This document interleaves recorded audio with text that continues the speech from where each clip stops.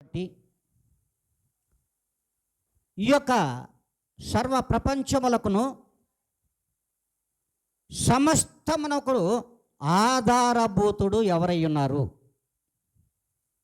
సమస్తమునకు ఆధారభూతుడు ఎవరై ఉన్నారు? ఆయన ఏమై ఉన్నాడు? ఆయన ఏమై ఉన్నాడు? సమస్తమునకు ఈ లోకము ఆది నుండి ఇప్పటి వరకు మన జీవితంలో ఈ లోకాన్ని చూసే వరకు మనము సజీవులుగా ఈ లోకంలో జీవించుచున్న వరకు కూడా ఆధారభూతుడు ఎవరై ఉన్నాడు అంటే చూద్దాం. వాక్యములలోనే మనము కొలస్సీలకు రాసిన పత్రిక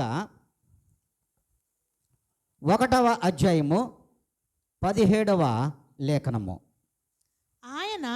ఆయన అన్నిటికంటే ముందుగా ఉన్నవాడు ఆయనే సమస్తమునకు ఆధారభూతుడు. హల్లెలూయా, హల్లెలూయా. ఆయన అంటాడు he is before all things. అంటే ఈ లోకములో అన్నిటికంటే ముందున్నవాడు ఆయన. లోకము ఏర్పడక ముందే ఆయన ఉన్నాడు. మరి ఆయనే అంటున్నాడు and in him all things hold in together. ఇక ఎవరు కూడా ఈ లోకానికి ఆధారం లేరు, దేవుడు ఒక్కడ తప్ప. అమ్మి ఉండెను దేవుని ఆత్మ జలములపైన అల్లాడుచుండెను. చూడండి, దేవుని ఆత్మ ఎక్కడున్నది? భూమి ఆకాశంలో సృజింపబడాల ఒక అగాధంలాగా ఉన్నటువంటి ఈ యొక్క భూమి లేదు. భూమి ఆకాశంలో సృజింపబడకముందు ఒక అగాధం ఉంది. అగాధములో దేవుని ఆత్మ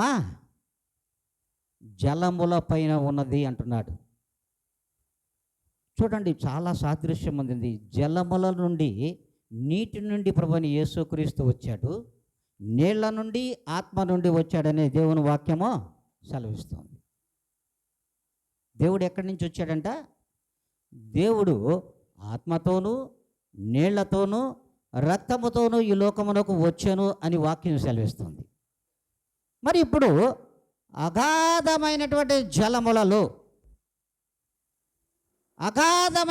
జలముల నుండి జలముల పైన దేవుని యొక్క ఆత్మ అల్లాడుచుండెను. దేవుని ఆత్మ అల్లాడుచుండెను అంటున్నాడు. అందుకే దేవుడు అంటాడు, ఇంగ్లీష్లో అయితే ఒక మాట అంటాడు, the spirit of God was hovering over the face of the waters అంటాడు.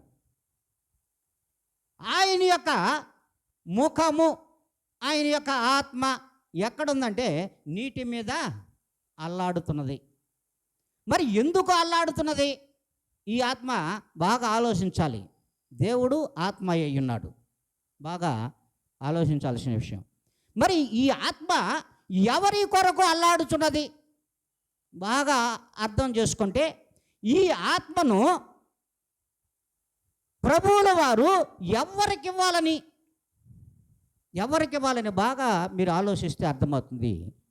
తన రూపములో నరుని నిర్మించుకొని ఆ నరునిలే తన ఆత్మను ఉంచాలని దేవుడు అనుకున్నాడు. హల్లెలూయా, హల్లెలూయా. దేవుని యొక్క ఆత్మ అక్కడ అల్లాడుచున్నటువంటి ఆత్మ ఈ దినమున ప్రతి జనములో కూడా ఉన్నది. ప్రతి జనము కూడా ఆ యొక్క ఆత్మను ధరించుకొని లోకములో అల్లాడుతున్నారు. హల్లెలూయా, హల్లెలూయా. ఎక్కడ అల్లాడుతున్నారు వీళ్ళు? ప్రభు యొక్క ఆత్మ నాడు జలముల పైన అల్లాడుచున్నటువంటి ఆ ఆత్మకు ఒక దేహము కావాలి. ప్రభువుల వారికి ఒక దేహము కావాలి. బాగా ఆలోచించాలి మీరు. ఒక దేహము కావాలి. ఆ దేహము నుండి అనేకమైనటువంటి జనాంగమును ఈ లోకములో నిర్మాణము చేయాలి. నిర్మాణము చేయబడినటువంటి ఈ యొక్క జనములో తన ఆత్మను ఉంచుకొని తన రూపంలో జనులను ఈ యొక్క సమస్తమైన ప్రపంచంలో నిర్మాణము జరిపించుకోవాలని దేవుని ఆత్మ ఆ దినం అల్లాడింది. దీనిని మనం గ్రహించలేకపోతున్నాము. మరి అట్టి ఆత్మ ఏమై ఉన్నది అని దేవుడు చెప్తాడు ఇక్కడ. చూడండి, యోహాను రాసినటువంటి యోహాను శుభవార్తలో 4వ అధ్యాయము 24 లేఖనం చదివితే మనకు స్పష్టంగా అర్థమవుతుంది. దేవుడు ఆత్మ గనుక ఆయనను ఆరాధించువారు ఆత్మతోను సత్యముతోను ఆరాధించవలెను. హల్లెలూయా, హల్లెలూయా. చూడండి, దేవుడు ఏం చెప్తున్నాడు? ఆత్మ దేవుడు గనక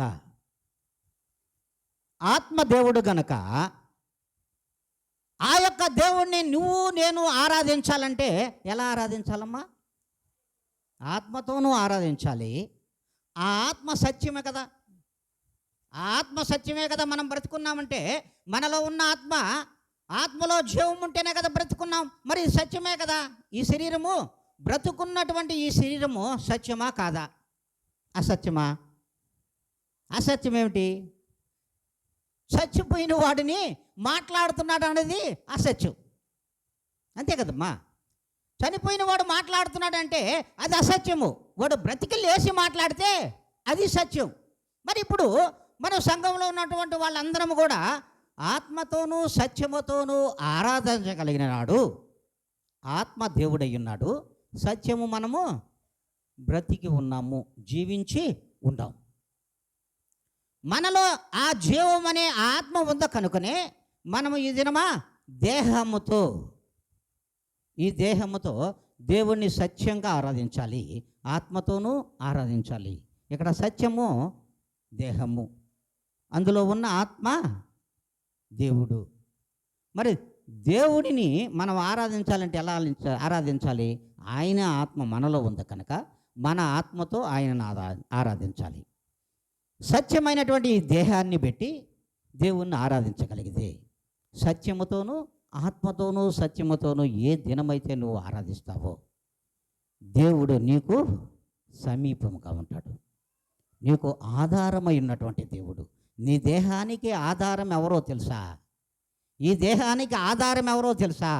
ఈ దేహానికి ఆధారం అనే ఆ ఆత్మ ఈ దేహములో లేకపోతే మీతో దేవుని వాక్యము ఎవడు మాట్లాడలేడు, ఎవరో కూడా మాట్లాడలేరు.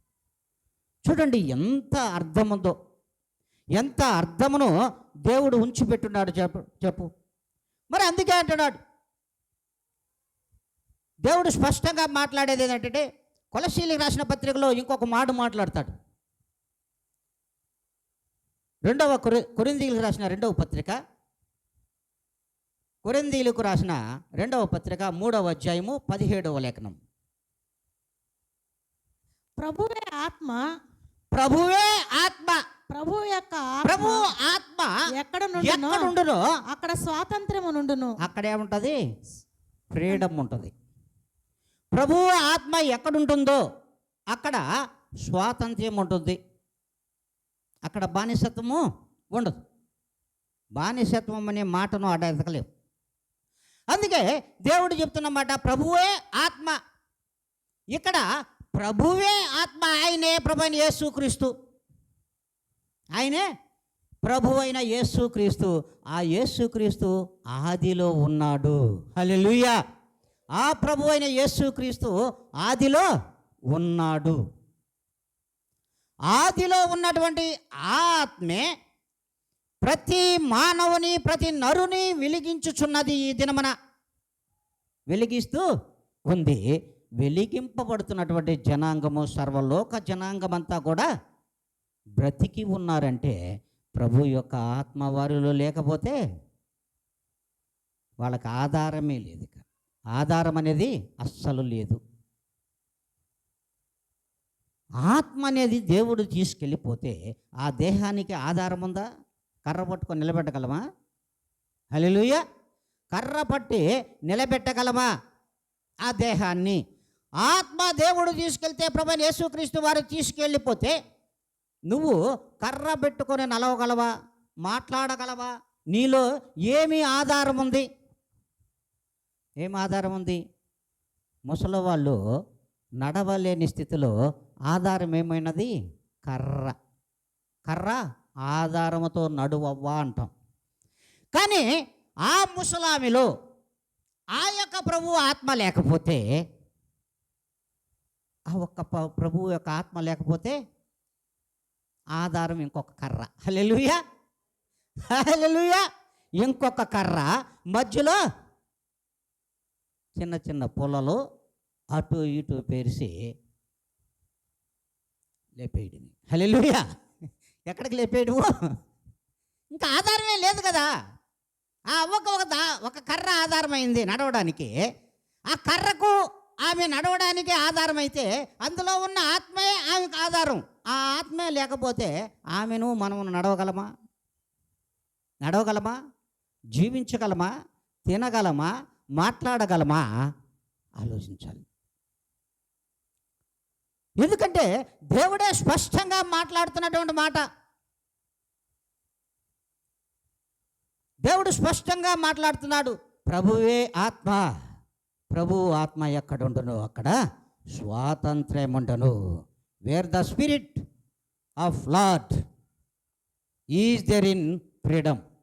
ఎక్కడైతే ప్రభువు ఉన్నాడో, ఏ ఆత్మలో అయితే, ఏ యొక్క మనిషిలో ప్రభుని యేసు క్రీస్తు ఆత్మ నింపబడి ఉన్నదో వాడు స్వాతంత్ర్యము కలిగిన వాడు. వాడు స్వతంత్రుడు. వాడికి ఏమీ అవసరం లేదు. ఈ లోకముతో అసలు పనే లేదు. ప్రభువే అతనికి ఆధారము. వేరొకరితో పని అవసరం లేదు. ఈ లోకంలో ఉన్నటువంటి అధికారులతో కానీ, రాజులతో కానీ, ప్రధానులతో కానీ, మంత్రులతో కానీ వాడికి అవసరం లేదు. ప్రభు తన కార్యాన్ని చేస్తాడు. అది ప్రభు యొక్క ఆధారము. ప్రభు ఈ లోకానికి ఆధారమై ఉన్నాడు. ఆధారభూతుడైనటువంటి ప్రభుని యేసుక్రీస్తు మరి ఎక్కడైతే ఉంటున్నాడో, ఏ హృదయంలో ప్రభుని యేసుక్రీస్తుని విశ్వసించినటువంటి జనులు ఆయన యొక్క మందిరంలోకి వచ్చి ఆయనను ఆత్మతోనూ సత్యముతోనూ ఆరాధించుచున్నారో వారిలో స్వాతంత్ర్యం ఉంటుంది. వారిలో బానిసత్వము ఉండదు. వారిలో స్వాతంత్ర్యం ఉంటుంది. అందుకే దేవుడు అంటున్నాడు, మరి ఆయన అప్పుడు ఉన్నాడు, ఇప్పుడు ఉన్నాడు, ఎల్లప్పుడూ ఉన్నటువంటి ప్రభుని యేసుక్రీస్తు నందు మనం ఉన్నామా? అప్పుడు ఉన్నాడు ఆది కాలంలో, మరి ఇప్పుడు ఉన్నాడు, ఎల్లుండి కూడా, రేపు కూడా ఉండబోతున్నాడు. ఆయన యుగ యుగములు కూడా ఆయన ఉండబోతున్నటువంటి దేవుడు. ఆయన ఉండబోతున్నటువంటి దేవుడు ఆయన. అందుకే మనకు దేవుడు ఆధారభూతుడై ఉన్నాడు. వేరొకరు కాదు. వేరొకరు ఈ లోకంలో నీకు ఏమీ ఇవ్వలేరు. తల్లి ఉన్నంతకాలమే నిన్ను ప్రేమిస్తుంది తప్ప, తండ్రి ఉన్నంతకాలమే నిన్ను ప్రేమిస్తారు తప్ప, వాళ్ళ యొక్క స్వార్థమే అందులో దాగి ఉన్నదని నేను అంటాను. హల్లెలూయా, హల్లెలూయా. వారి స్వార్థమే వారిలో దాగి ఉందని నేను అంటా. ఎందుకంటే నా బిడ్డలు ప్రయోజకులై సంపాదిస్తే నేను బ్రతకాలి అనే ఆధారం. నా బిడ్డ నాకు ఆధారము అని అంటారు. కాదు, అసలు నీ బిడ్డ కాదు నీకు ఆధారం. ప్రభుని యేసుక్రీస్తు ఆధారం. దీనిని గ్రహించగలిగితే లోకం చాలా చాలా అందంగా కనబడుతుంది. చాలా అందంగా కనబడుతుంది.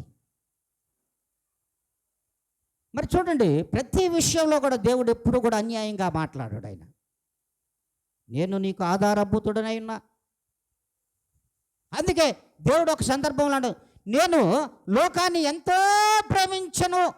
దేవుడు లోకాన్ని ఎంతో ప్రేమించను అంటాడు. God so love the world. చూడండి ఎంత గొప్ప మాట. For God so loved the world. లోకాన్ని నేను ఎంతో ప్రేమించాను. ఇక్కడ లోకాన్ని అంటున్నాడు. వరల్డ్ అంటే మనం ఏమంటాం? వరల్డ్ అంటే ఏంటంటాం? ప్రపంచం అంటాం. అవునా కదా? అయ్యా, ప్రపంచ పటం చూసుకో అంటావు. ప్రపంచ పటంలో జనం లేని లోకం ఉన్నది ఎక్కడన్నా? దేశం ఉన్నదా? జనము లేని దేశం ఎక్కడైనా ఉన్నదా? అందుకే దేవుడు అంటాడు, తెలుగులో అయితే ఈ లోకాన్ని నేను ఎంతో ప్రేమించాను అని ప్రభు అంటున్నాడు. ఇక్కడ ఏమంటున్నాడు ఇంగ్లీష్లో? ఏమంటున్నాడు? God so loved the world. ప్రపంచమును నేను ప్రేమించా, ప్రపంచమును కాదు, ప్రపంచంలో జనాన్ని నేను ప్రేమించాను. అందుకే ఈ జనమునకు నేను ఆధారమై ఉన్నాను. ఆధారమైనటువంటి ఆ ఆధారము ఏదో కాదు, నా యొక్క ఆత్మే వారికి ఆధారము. నేను నా బిడ్డను చూడాలంటే ఆధారం నా ప్రభువు. నాలో ప్రభువు లేకపోతే నాలో ప్రభు యొక్క ఆత్మ నాలో లేకపోతే నేను నిర్జీవమైనటువంటి కట్టి లాంటి వాడిని, ఎండిపోయిన కట్టిని, జీవము లేని దానిని. కనుక నా బిడ్డలను చూడగలవా నువ్వు? సార్వత్రిక సంఘములతో కూడా దేవుడు మాట్లాడుతున్నది.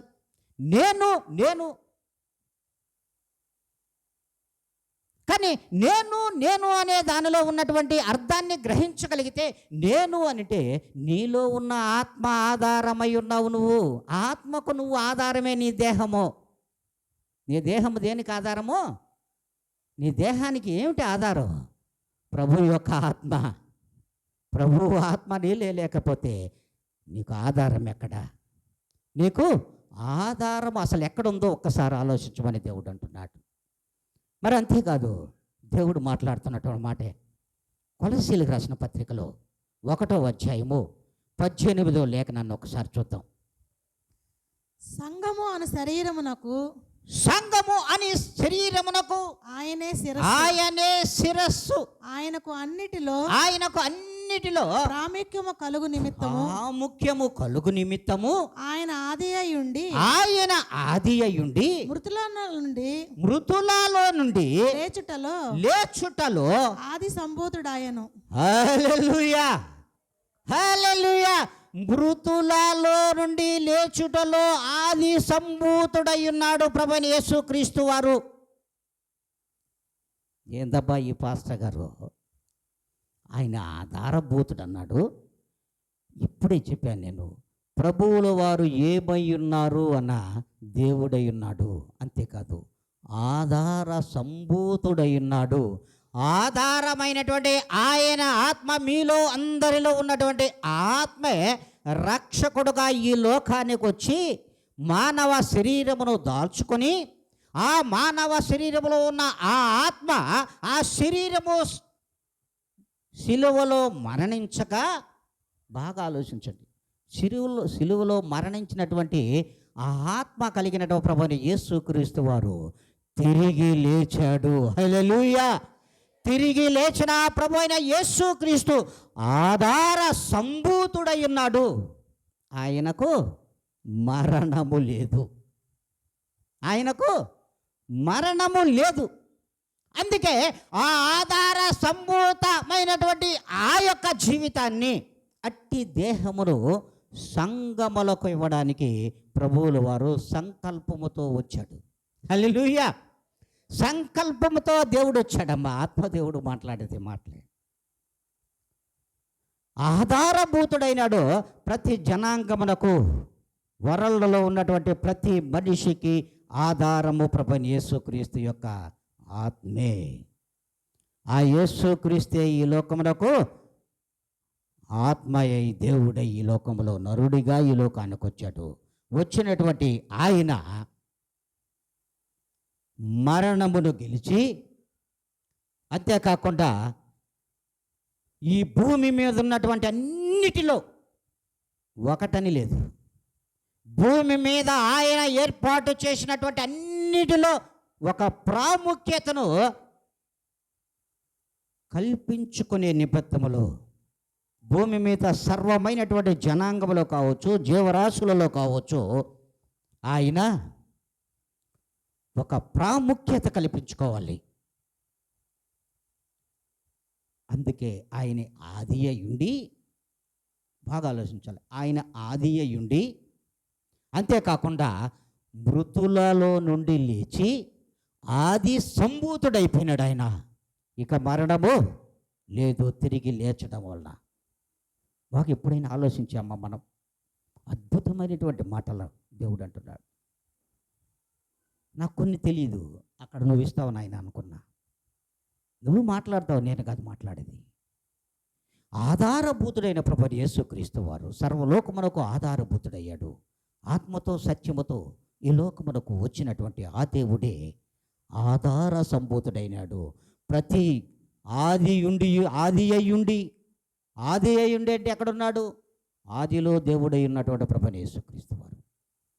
మరి అంతములు కూడా సర్వ జనాంగమును మృతులలో నుండి లేపుటకు, సర్వ జనాంగము కూడా ఆయనను ప్రభువైన యేసుక్రీస్తు నిజమైన దేవుడు అని నోటితో నువ్వు ఒప్పుకున్నావంటే ఖచ్చితంగా నీ పాపములో కొట్టివేయబడతాయి.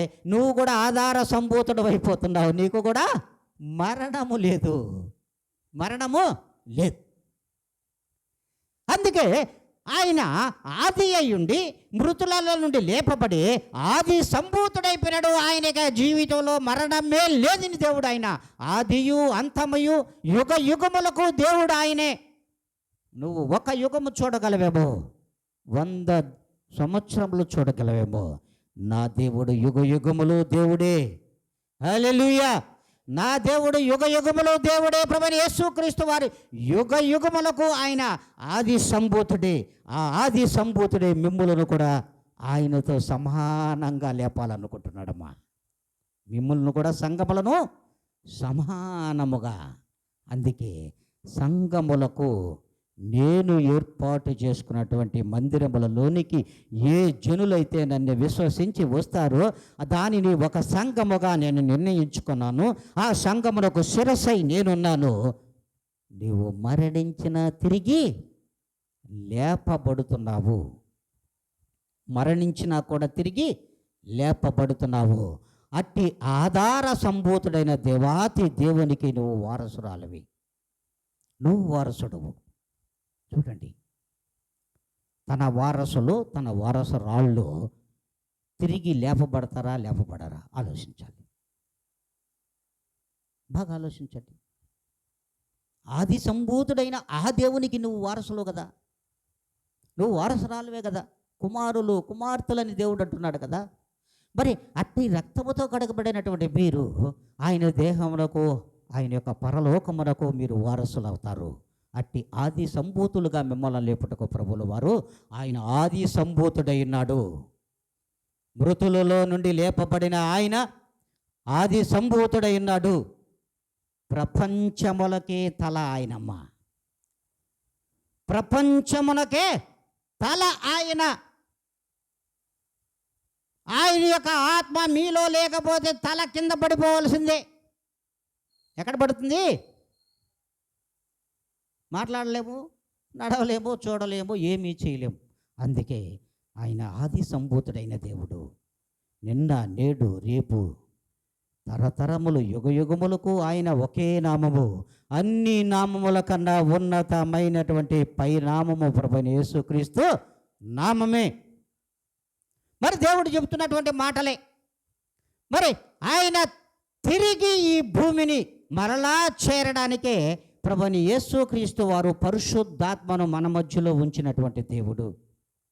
పరిశుద్ధమైనటువంటి ఆత్మ మీరు మనమును కలిగి ఉండడానికి ఆ పరిశుద్ధాత్మను మనం గ్రహించగలిగితే, ఆ పరిశుద్ధాత్మ అసలు ఉందా అని మనం గ్రహించగలిగితే ఖచ్చితంగా నువ్వు కూడా ఆధార సంభూతుడివి. అందుకే ప్రభువుల వారు అక్కడ ఆధారభూతుడై ఉన్నాడు, ఆది సంభూతుడుగా ఉన్నాడు. మరి యుగ యుగములు కూడా సంఘములకు శిరస్సుగా ఉన్నాడు. ఆ శిరస్సుగా కలిగినటువంటి ఆ సంఘములలో పరిశుద్ధాత్మ దేవుడు ఉన్నాడు అని ఏ దినమైతే నువ్వు విశ్వసించుచున్నావో, నీ యొక్క క్రియలన్నీ కూడా ప్రభువుల వారి యందు ఒప్పుకుంటే ఆయన నిన్ను తన రెక్కల నీడలో కప్పుకుంటాడు. ఎప్పుడైతే నీ యొక్క కార్యక్రమములన్నీ కూడా ప్రభువుకు వ్యతిరేకంగా చేసిన అన్ని క్రియలను కూడా దేవుని ఎప్పుడైతే ఒప్పుకుంటావో, ఒప్పుకొని క్షమించు నాయనా అని నువ్వు అడుకుంటావో, ఆ దినమనే ప్రభువైన యేసుక్రీస్తు వారు రెక్కల నీడలో కప్పుకుంటాడు. తన బాహువులలో నిన్ను భద్రపరుచుకుంటాడు. ఎప్పుడైతే మనం అట్టి లోకానుసారమైన క్రియలను మనము కప్పుకుంటామో ఆ ముసుగులో ప్రభువుల వారు కాల్చివేస్తానని దేవుడు అంటున్నాడు. ఆ ముసుగులో నుంచి మనము బయటికి రాకుండానే దేవుడే కాల్చివేస్తానని దేవుడు కూడా, అగ్ని జ్వాలల వంటి నేత్రములు కలిగినటువంటి దేవుడు ఆయన. అగ్ని జ్వాలల వంటి నేత్రములు కలిగినటువంటి దేవుడు ఆయన.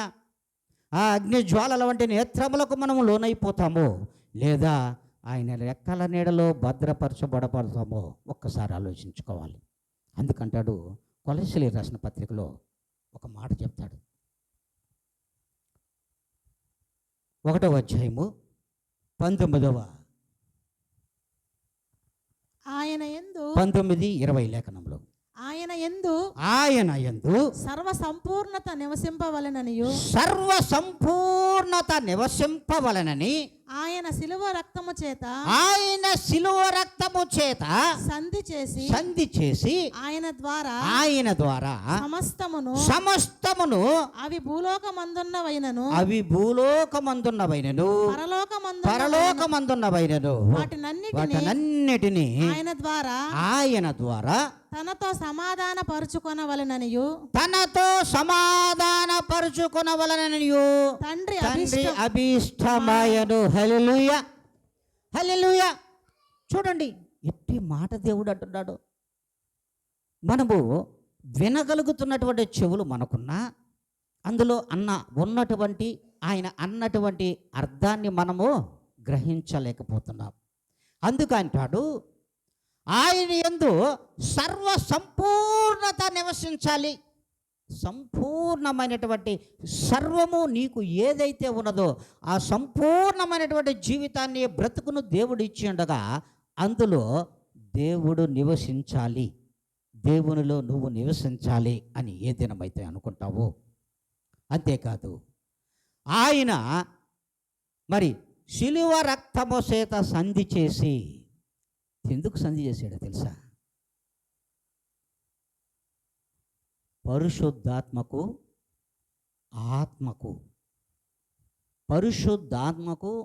ఆత్మకు కలిగినటువంటి ఈ యొక్క శరీరమునకు దేనితో సంధి చేశాడో తెలుసా మీకు?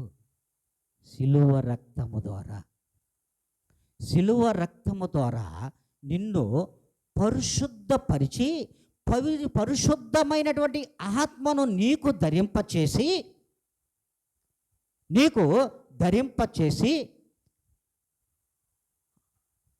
అట్టి ప్రభువైన యేసుక్రీస్తు ద్వారా మాత్రమే నిన్ను సమాధానపరుచుకోవాలనుకున్నాడు. సంఘములను సమాధానపరుచుకోవాలనుకున్నాడు. ఎలా? సంధి చేయడం అంటే రాజీ చేయడము అని మనం అనుకుంటున్నాం. ఇక్కడ రాజీ చేయడం అంటే ప్రభువుల వారు అంటాడు, రాజీ చేయడం ఏంటో తెలుసా? అందరూ రాజీ చేసి చేతులు కలిపి పంపిస్తారు. నా ప్రభువుల వారు నీ పాపపు చేతులను, నీ దేహమును, అందులో ఉన్న ఆత్మ, దారి తప్పిన నీ ఆత్మను శిలువ రక్తము ద్వారా కడిగి ఆయన పరిశుద్ధాత్మను నీ మీద ఉంచాడు. ఇది సంధి చేయడం. ఎక్కడైనా విన్నామా సంధి చేయడం అంటే? తెలుసా? ఇద్దరు వ్యతిరేకస్తున్న చేతులు కలిపి ఇంకెప్పుడు మీరు తప్పు చేయొద్దు, కలిసి బ్రతకమని. అంతేనా కాదా? కానీ నా ప్రభు అలా చేయలేదమ్మా. నీ లోకపాపపరమైనటువంటి జీవితాన్ని ఈ ఆత్మ ధరించుకొని ఉండగా, ఆత్మలో ఉన్న ఆత్మ అపరిశుద్ధమైనదిగా ఉండగా, ఆ ఆత్మను ఈ దేహమును రెండిటిని కలిపి శిలువ రక్తములో నీ యొక్క పాపాన్ని మోసి ఆయన సంధి చేశాడు. ఆయన రక్తముతో వాటిని కొట్టివేసే పరిశుద్ధాత్మత నిన్నును నన్నును నింపినటువంటి దేవుడమ్మా సంఘములను. ఎటువంటి ఆధారమైన చూడండి దేవుడు, ఆధారభూతుడైనటువంటి ప్రభువైన యేసుక్రీస్తు వారు అట్టి ఆధారభూతమైనటువంటి ఈ దేహమునకు సంధి చేసి ఆధార సంభూతులుగా మిమ్మల్ని కూడా మార్చుటకు దేవుడు నిశ్చయించుకున్నాడు తల్లి. అవునమ్మా, ఆధార సంభూతుడైపోయినాడు. నీకు సంఘములకు మరణము లేకుండా, సంఘములో ఉన్నటువంటి దేహములకును అందులో ఉన్న పరిశుద్ధ ఆత్మలకును ఏ దినము కూడా వీరికి మరణము అనే నరకములో పడిపోకుండా సంధి చేసుకుని పరలోక రాజ్యమునకు మిమ్ములను నడిపించుటకు ఆధార సంభూతుడైనటువంటి దేవుడమ్మ ఆయన. అట్టి దేవుని ఒక మహాకృప. ఆ కృప చేతనే మనం ఈ లోకానికి వచ్చాం. చూడండి, అదే 21 చదువమ్మ. మరియు గతకాలమందు దేవునికి దేవునికి దూరస్తులను మీ దుష్క్రియల వలన మీ యొక్క దుష్క్రియల వలన మీ మనస్సులో విరోధ భావము గలవారు గలవారయ్యుండియు మిమ్మును కూడా తమ సన్నిధిని పరిశుద్ధులుగాను నిర్దోషులుగాను నిరపరాధులుగాను నిలవబెట్టుటకు ఆయన మాంసయుక్తమైన దేహమందు మరణము వలన ఇప్పుడు మిమ్మును సమాధానపరచను. హల్లెలూయా, హల్లెలూయా. చూడండి, మనము లోకములో బ్రతుకుచుండకంటే గతకాలంలో మనం ఎక్కడున్నాం? చెప్పాలి సంఘమంతా కూడా. ఎక్కడున్నాము? లోకములో దేవునికి దూరస్తులుగా ఉన్నాము. దూరస్తులుగా ఉన్నటువంటి మనలను, మన దుష్క్రియలను, మన మనస్సులో విరోధ భావము గలవారయ్యుండి మిమ్మును కూడా తన సన్నిధికి పరిశుద్ధులుగాను. ఎలా ఉన్నాం మనము? గతంలో దేవునికి దూరస్తులుగా ఉన్నాము, విరోధులుగా ఉన్నాము, పాపానికి దగ్గరగా ఉన్నాము. మరణమునకు చేరువైనటువంటి మనలను, మన యొక్క దేహములను విరోధ భావముతో ఉండిన మిమ్మును కూడా తన సన్నిధికి ఈ దినమున పరిశుద్ధులుగా శిలువ రక్తముతో సంధి చేసి మిమ్ములను ఎక్కడికి నడిపించుకున్నాడు? ఆయన సన్నిధికి నడిపించుకున్నాడు. ఆయన మందిరములోకి నడిపించుకున్నటువంటి మీరును నిర్దోషులుగాను నిరపరాధులుగాను నిలబెట్టుటకు తనను విశ్వసించినటువంటి జనులను, తన యందు నమ్మిక ఇచ్చినటువంటి జనులను, తన రక్తము చేత శుద్ధి చేయబడినటువంటి జనులను తన యొక్క పరిశుద్ధ స్థలములోనికి నడిపించుకొని ఆయన తన పరిశుద్ధ ఆత్మను మీకిచ్చి మాంసయుక్తమైనటువంటి దేహమును మీ కొరకు, మన కొరకు, సార్వత్రిక సంఘముల కొరకు సమాధానపరచుకున్నారు ఆయన. ఇటువంటి మాట చూడండి, మిమ్ములను సమాధానపరచడానికి, సర్వజనులను సమాధానపరచుటకు మాంసయుక్తమైనటువంటి దేహమును కలిగినటువంటి ప్రభువైన యేసుక్రీస్తు వారు ఈ లోకానికి వచ్చి ఆయన రక్తము చేత సంధి చేసి మరణమునకు పాత్రులము కాకుండా మనం మరలా ఈ దేహం అనే ఈ యొక్క ఆత్మను ధరించుకున్నటువంటి ఈ దేహము మరలా మరణములో పడిపోకుండా ఆయనలో సమాధానపరుచుకోవడానికి ఆయన మందిరానికి మిమ్ములను నడిపించుకున్నాడమ్మా. ఆయనలో సమాధానకరమైన జీవితం, ఆ సమాధానకరమైనటువంటి అధిపతికి మీరు వారసురాళ్ళుగా ఉండడానికి మరలా మరణమనే దానిని చూడకుండా, మరలమనే ఆ పాపము వైపు మీరు నడవకుండా మిమ్మలను పరిశుద్ధులుగా మార్చడానికి ఆయన మందిరంలోనికి ఈ దినమున మిమ్ములను నడిపించుకున్నాడు. హల్లెలూయా, హల్లెలూయా. చూడండి, అట్టి దేవుడు మనకు గట్టి ఆధార సంభూతుడై ఉన్నాడు. మరణము లేదమ్మా. మరణమును గెలిచిన దేవుడు, ఆ దేవునికి కుమారులు, కుమార్తెలు, బిడ్డలు మీరై ఉండగా మీ కొరకు మాంసయుక్తమైనటువంటి శరీరమును ధరించుకొని వచ్చి శిలువలో మరణ యాగమును అనుభవించి ఆ రక్తముతో మీ దేహములను, ఆత్మలను సంధి చేసి ఆ ఆత్మలో ఉన్నటువంటి పాపాన్ని తొలగించి మరణకరమైనటువంటి పాపాన్ని తీసివేసి దేహం ముందు ఉన్నటువంటి మరకలను తీసివేసి మురికిని కడిగి వేసి ప్రభువైన యేసు క్రీస్తు వారు మిమ్ములను పరిశుద్ధులుగా మార్చుకొని ఆయన మందిరంలో నివాస యోగ్యమైన స్థలములోనికి ఆయన నడిపించుకొని మరణము ఎన్నడూ మీరు తిరిగి చూడకుండా, మరణము వైపు ఎన్నడూ కూడా మీరు తిరిగి చూడకుండా ఉన్నట్లయితే మీరును దేవునికి మాదిరిగా ఆధార సంభూతులు. హల్లెలూయా. దేవునికి ఆధార సంభూతులు. తిరిగి లేచినటువంటి దేవుడు ఆధార సంభూతుడు. మరణమును చంపి జీవముతో తిరిగి లేచినటువంటి దేవుడమ్మా. అందుకే ఆయన ఆధార సంభూతుడైనాడు. లోకానికి మొత్తానికి, వరల్డ్కే ఆధార సంభూతుడు అయినాడు. అట్టి దేవుడమ్మా ఆయన. అట్టి దేవుని దగ్గరకు మనం వచ్చి ఉండగా మనం ఎంత గట్టిగా ఉండాలో ఆలోచించండి.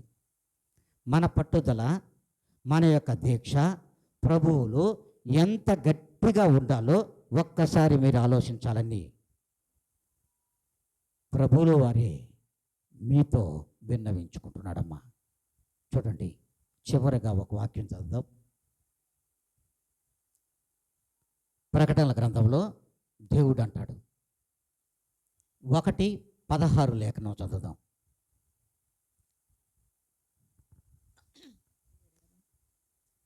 ఆయన పాదములు ఆయన తన కుడి 1వ అధ్యాయము 16వ లేఖనము.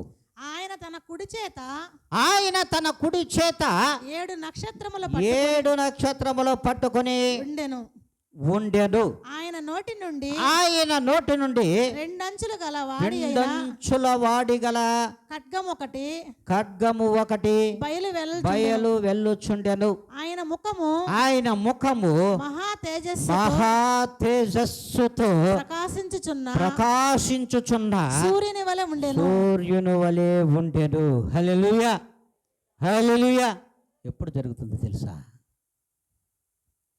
ఈ ఆధార సంభూతుడు ప్రభువుల వారు ఈ లోకానికి రాబోచుండగా ఆయన వాక్యము 2 అంచుల వాడగలిగిన ఖడ్గము. ఆయన వాక్యం ఏమైనది? 2 పక్కల పొదునుంది ఆ ఖడ్గానికి.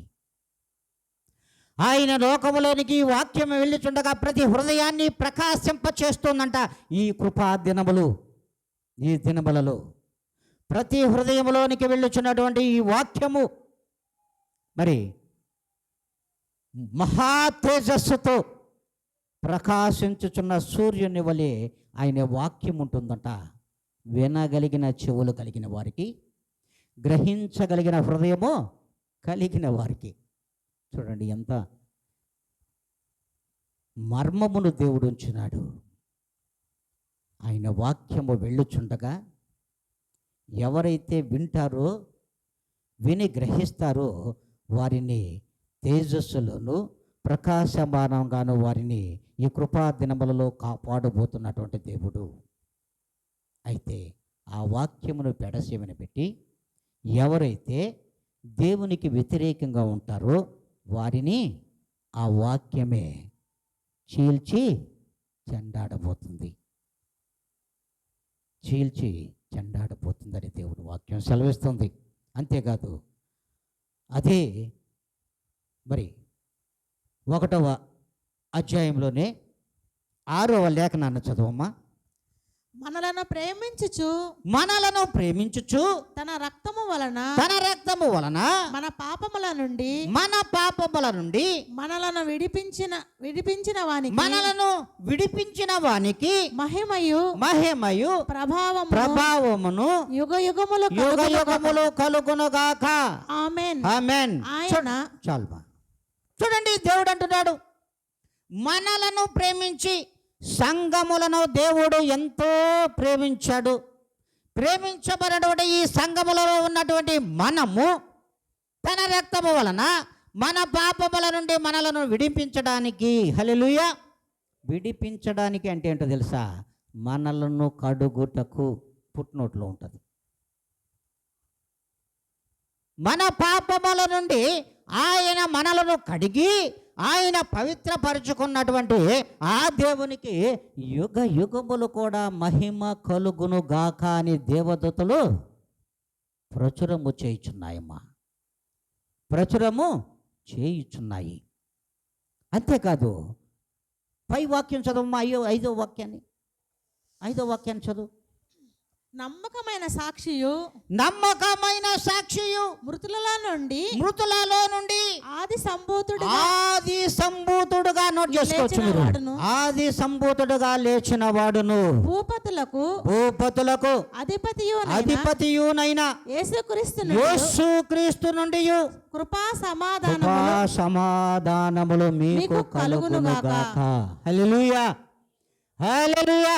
దేవుడు చూడు ఎంత స్పష్టంగా చెప్పేశాడు. నమ్మకమైన సాక్షి ఎవరో తెలుసా? ఆయన ఒక సాక్ష్యాన్ని చెప్పాడు. నేను తిరిగి లేచి 3వ దినమున లేస్తాను అని ఒక సాక్ష్యాన్ని చెప్పాడు. అప్పుడు లేచాడా? అప్పటికి ప్రభువుల వారు అప్పటికి లేచాడా? లేదు. నేను 3వ దినమున లేపబడతాను అని, నేను లేస్తానని చెప్పినటువంటి సాక్ష్యాన్ని ప్రభువుల వారు లేచిన తర్వాత ఆ సాక్ష్యము నిలబడిపోయింది.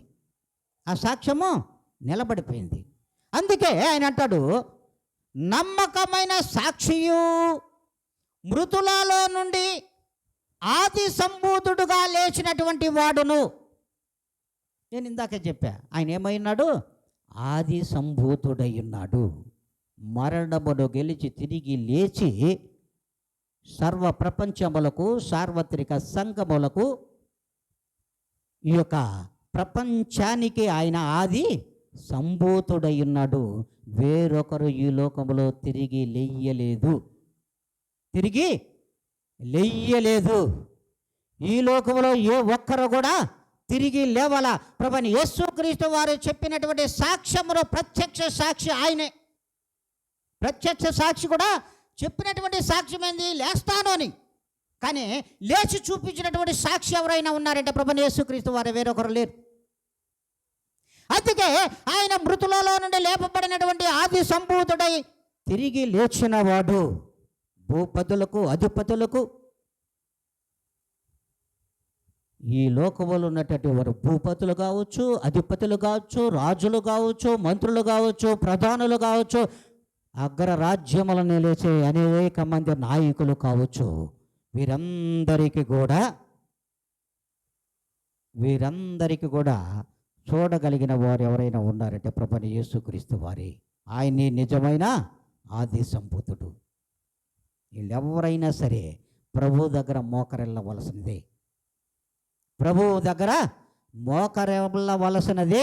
ఒకనాడు నాయన మేము నీతో తిరిగి లేయడానికి, నీళ్ళు వలె ఆది సంభూతులుగా మమ్మల్ని కూడా మార్చు ప్రభువా అని మరణకాల సమయంలోనైనా సరే ప్రభు యొక్క పాదాలు పట్టుకోవాల్సింది.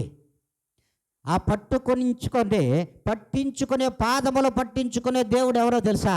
ప్రభువైన యేసుక్రీస్తు వారు.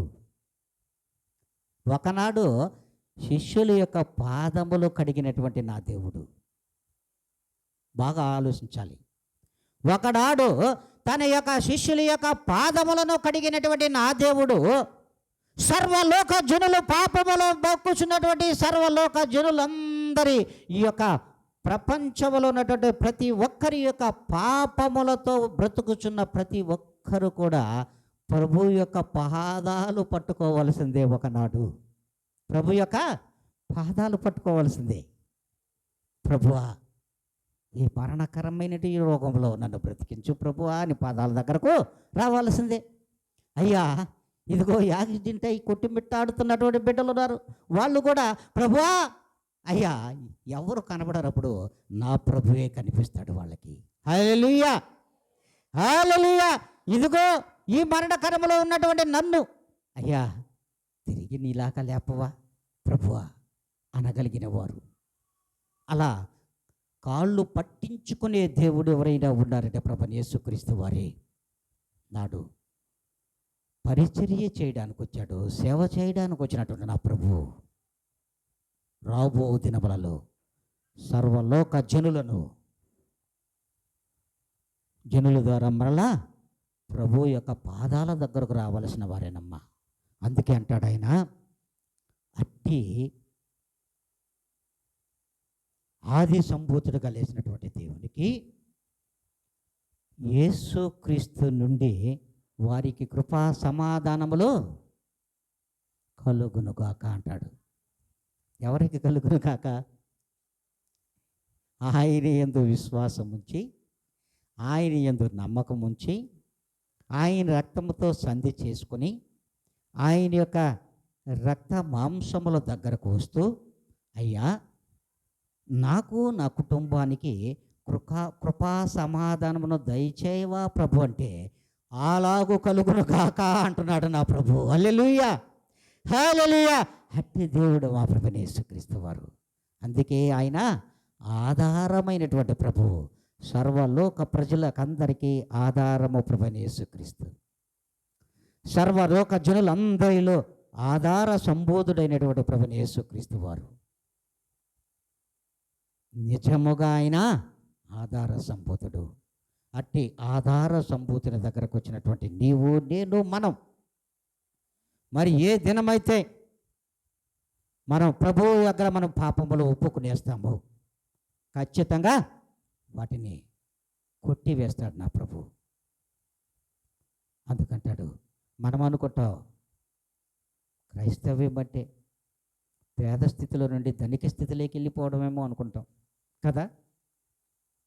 క్రైస్తవ్యం బట్టే పేద స్థితి నుండి ధనిక స్థితిలోకి ధనవంతుడుగా మారిపోవడం అని మనం అనుకుంటాం. అంతేకాదు, లేమిలో నుండి కలిమిలోకి వెళ్ళిపోవడమేమో అని మనం అనుకుంటాం. అంతేకాదు, పరిశుద్ధత నుండి పాపములోకి వెళ్ళిపోవడమేమో అని లోకజనులు మనం అనుకుంటున్నాం. కాదమ్మా, అది కాదు. ఆది సంభూతుడైన ప్రభువైన యేసుక్రీస్తునందు విశ్వాసం ఉంచినటువంటి జనులు ఎవరైతే ఉన్నారో, పాపమును ఒప్పుకొని పరిశుద్ధతలోకి వెళ్ళడము, పాపమును ఒప్పుకొని పరిశుద్ధతలోకి పయనించడమే. లోకాశలు జీవపు డంబములను ఒప్పుకొని ఇవి నాకొద్దు ప్రభువా అని నీవు నాకు చాలు ప్రభువా అని ఏ దినం అనుకుంటావో అదమ్మా క్రైస్తవ జీవితం. ఇదిగో నేను ఇంత ఆస్తిపరుడనే అయ్యా ప్రభువా, నీవు ఏమీ లేనివాడిగా వచ్చావు, కానీ ఇంత ధనముండు కూడా నువ్వు లేని నా జీవితం వ్యర్థం అనుకుంటావే, అది క్రైస్తవ జీవితం. అది క్రైస్తవ జీవితం. అంతేకాదు, అహంకారముతో మనం బ్రతుకుచున్నామే, అంధకారముతో జీవిస్తున్న మనము ప్రేమతో ప్రభువులో పలకరించడమేనమ్మా క్రైస్తవ్యము. అందుకేనమ్మా ఆయన ఆధార సంభూతుడైపోయాడు. మనము అందులుగా ఈ లోకంలో మిగిలిపోతున్నామమ్మా, అందులుగా ఈ లోకంలో మిగిలిపోతున్నాము. ఆధార సంభూతుడైన ప్రభువు యేసుక్రీస్తును ఏ దినమైతే నువ్వు ఆధారభూతుడుగా అంగీకరిస్తావో, అట్టి పరిశుద్ధతను నువ్వు పట్టుకుంటావు, నీ జీవితము ఆధార సంభూతమైనటువంటి జీవితం. ఎన్నడూ నీకు ఈ లోకంలో మరణము నిన్ను చూడదు, నీవు మరణమును చూడవు. మరణమని అన్న నరకము నిన్ను పలకరించదు, నువ్వు ఆ మరణమునకు పలకవు. అందుకే దేవుడు పరలోక రాజ్యంలోను భూలోకములోను సర్వ అధికారమును ఆయనే పొందుకున్నటువంటి ఆధారభూతుడకు మీరు వారసులు, వారసురాళ్ళు, సార్వత్రికల సంఘములలో ఉన్నటువంటి ప్రతి బిడ్డ కూడా ఈ దినం నుండి ఆధార సంభూతునికి వారసులు అగుదురు కాక. ఆమెన్. హల్లెలూయా, హల్లెలూయా, హల్లెలూయా.